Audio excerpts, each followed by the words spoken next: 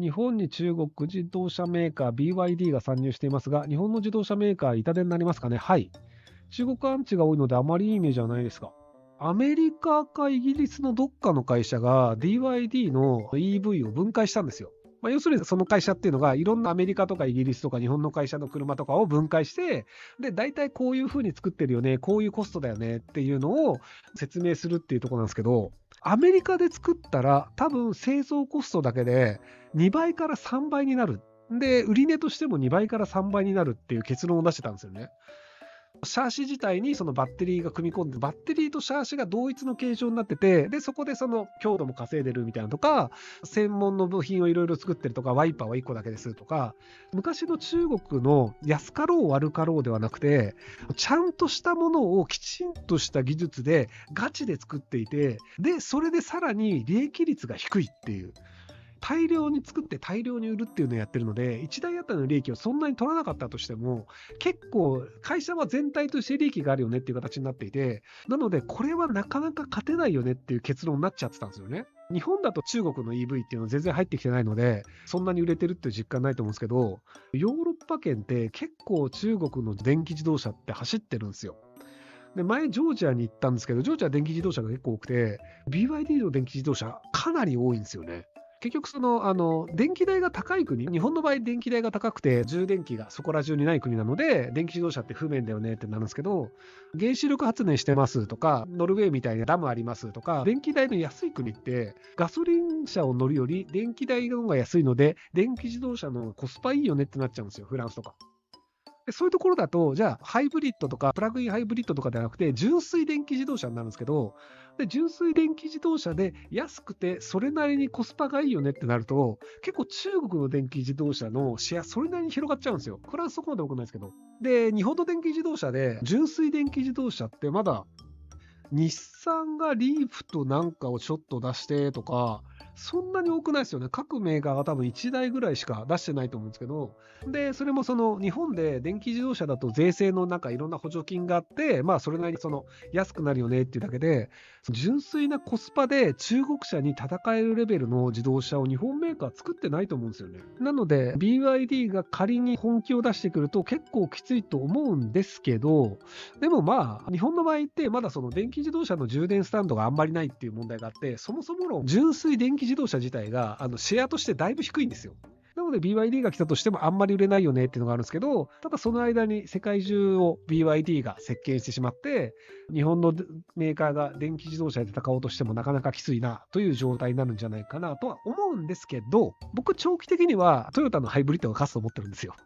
電気自動車っていろんな補助金とかがあって、電気がいいよねとか、ガソリン良くないよね、二酸化炭素排出に対しては、ある種の間接的な関税かけた方がいいよねみたいなのがあって、安そうに見えてるだけで、本当にエネルギー効率でいくと、なんだかんだ言ってハイブリッドの方がまだ電気効率いいんですよ。じゃあ、都市部パリみたいなところを乗るんだったら、そこら中に電気充電スタンドもあるし、せいぜい乗っても50キロとか80キロとかの距離なので、どこにでも充電スタンドありますよってなるんですけど、じゃあ高速道路に乗って田舎に行きますって時に300キロ先です。で、300キロ先に行くのね、1回充電しなきゃいけないよねってなると、ドライブスルーじゃない、パーキングエリアに止まって充電しますってなると、そこのパーキングエリアで充電するのに6時間止めっぱなしとかになるんですよ。要は300キロ分充電しますっていうのが仮に6時間かかるんだとすると、そこで1回パーキングエリアで6時間休憩しなきゃいけないんですよ。行って、飯も食うし、多少休むから、半分の3時間でいいとしましょうと。でも3時間充電しました。で、行きました。これぐらい一人ならいいんですよ。問題は上京しますとかバカンスですってシーズンになると3時間充電をしたい車が30台とか来るんですよ。そうすると自分の前に3台車があったら自分が充電できるのは9時間後なんですよ。なので、でももう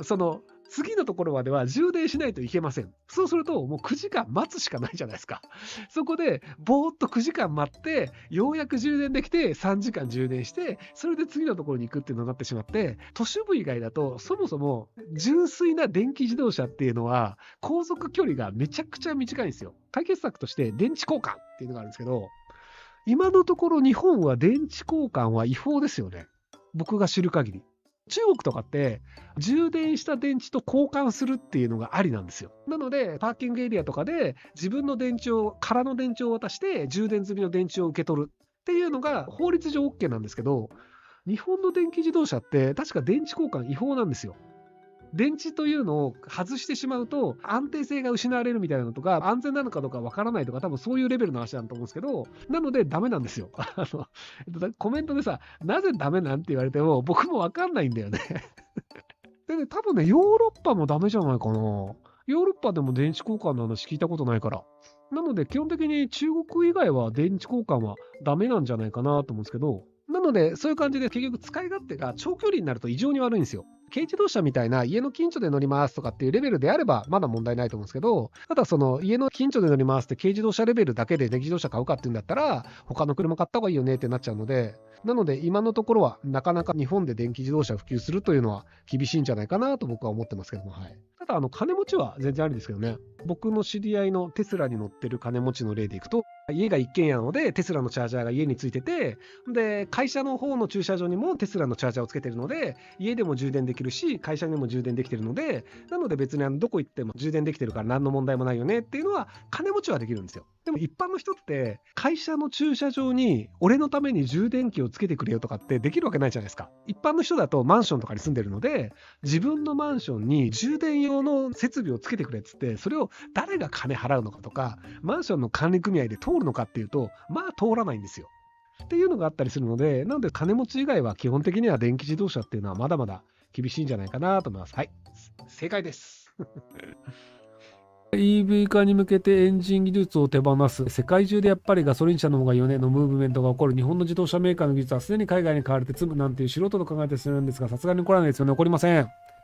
まず、特許を手放すメリットがないので、なのでエンジン技術は別に手放さないと思います。で、終わりです。他の会社も別にエンジン技術に高い金払って買おうと思わないので、ただ、完全 EV はやっぱ僕もならないと思うんですよね。結局都会とかであればそこら中に充電電気スタンドを立てて EV 化っていうのも可能なんですよね。パリとかそうなんですけど、ただじゃあ田舎に行った時に充電スタンドが見つからないっていう問題と、あと充電時間かかりすぎ問題っていうのがあるんですよ。